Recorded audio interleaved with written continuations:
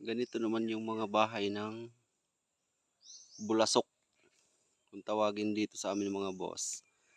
Ito yung bahay ng bulasok. Bulasok dito sa amin. Yung parang malaking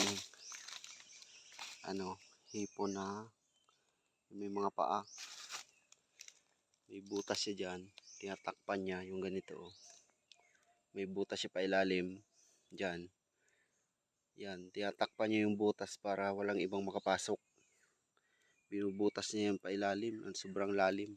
Mga 3 dipa mahigit pa.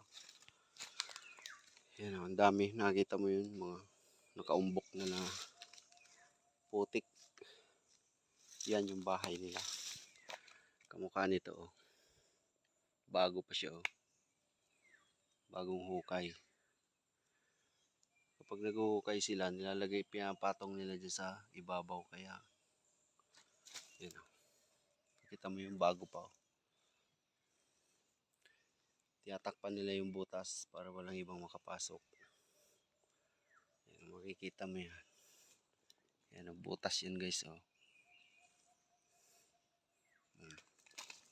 Malaki ang butas niya sa ilalim. Kaya, yung laman niya, malaki na. Kapag hinukay mo. Ang sarap kaya niyan guys, iluto. Yung bulasok. Masarap pa sa totoong tunay na hipon. Yan o. Yan.